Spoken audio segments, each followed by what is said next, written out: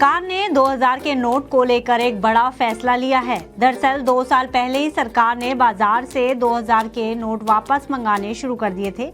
लोगों में डर फैल गया था कि सरकार 2000 के नोट बंद करने वाली है और आरबीआई की इस मुहिम के चलते बाजार में चलन में आ रहे अधिकतर 2000 के नोट वापस आ गए, लेकिन इसके बावजूद सभी नोट वापस नहीं आ पाए। कई कारणों से कुछ लोग 2000 के नोट वापस बैंक में जमा नहीं करवा पाए। ऐसे में लोगों को आरबीआई ने एक बड़ी राहत दी है, जिससे भविष्य में इन लोगों को बड़ा फायदा होगा। क्या है आरबीआई का नया फैसला, क्या है 2000 के नोट पर नई अपडेट, ये हम आपको इस वीडियो में बताने जा रहे हैं। नमस्कार, मैं हूं गुंजन मित्तल और आप देख रहे हैं मनी 9। अगर आपके पास भी 2000 रुपए के नोट रखे हैं और अभी तक आपने उसे बैंक में नहीं जमा कराए तो घबराने की बिल्कुल भी ज़रूरत नहीं है, क्योंकि बाजार में चलन से बाहर होने के बावजूद 2000 के नोट अब भी लीगल टेंडर माने जाएंगे।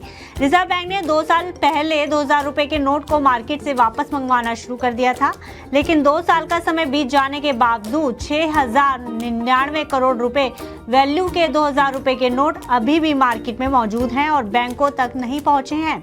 ऐसे में आरबीआई गवर्नर ने 2000 के नोट पर बड़ा अपडेट दिया है।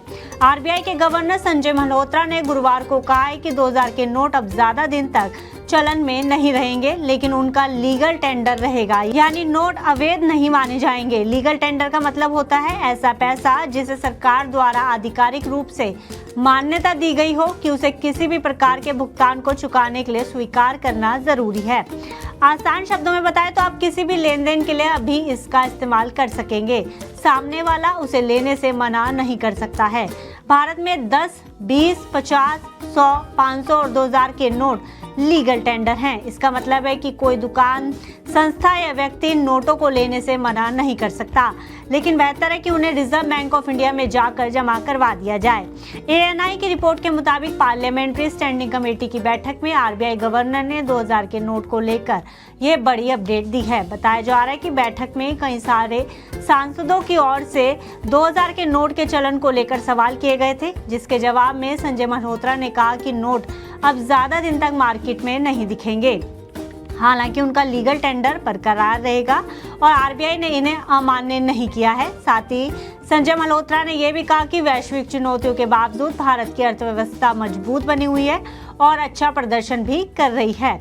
आरबीआई की ओर से 1 साल पहले ही घोषणा कर दी गई थी कि वह 2000 के नोट को वापस ले रहा है। हालांकि इसके बावजूद 1 जुलाई तक 6099 करोड़ के मूल्य के नोट मार्केट में मौजूद हैं। रेगुलेटरी बैंक ने 19 मई 2023 को ही नोटों को वापस करने का ऐलान किया था।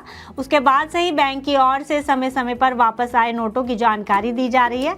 आपको बता दें कि आरबीआई की ओर से साल 2016 में 500 और 1000 रुपए के नोटों को बंद करने के बाद से ही 2000 रुपए के नए नोटों को जारी किया गया था। अब इसे वापस लेने के ऐलान के बाद से आम जनता देश के किसी भी पोस्ट ऑफिस से भारतीय पोस्ट के माध्यम से 2000 रुपए के नोट को किसी भी आरबीआई कार्यालय में वापस कर सकती है और उसके बराबर की राशि अपने बैंक खाते में जमा करवा सकती है।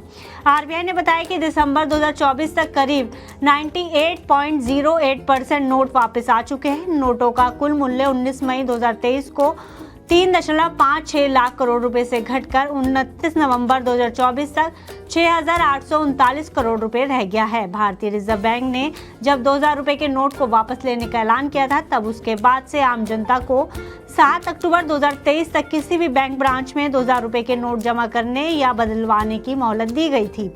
उसके बाद 9 अक्टूबर 2023 से ये सुविधा भारत भर में सिर्फ 19 डेजिग्नेटेड आरबीआई ऑफिस तक ही सीमित कर दी गई थी। अब कस्टमर्स आरबीआई कार्यालय अहमदाबाद, बेंगलुरु, बेलापुर, भोपाल, भुवनेश्वर, चंडीगढ़, चेन्नई, गुवाहाटी, हैदराबाद, जयपुर, जम्मू, कानपुर, कोलकाता, लखनऊ, मुंबई, नागपुर, नई दिल्ली, पटना और तिरुवनंतपुरम में जाकर नोट जमा करवा सकते हैं। वहीं इस बैठक में नकली नोटों का मुद्दा भी उठा। इस पर आरबीआई गवर्नर ने चिंता जताते हुए कहा कि सरकार और आरबीआई इस पर लगातार निगरानी रखे हुए है और नकली नोटों को रोकने के लिए आवश्यक कदम भी उठाए जा रहे हैं। आरबीआई के इस कदम से उन लोगों को फायदा होने की उम्मीद है जो किसी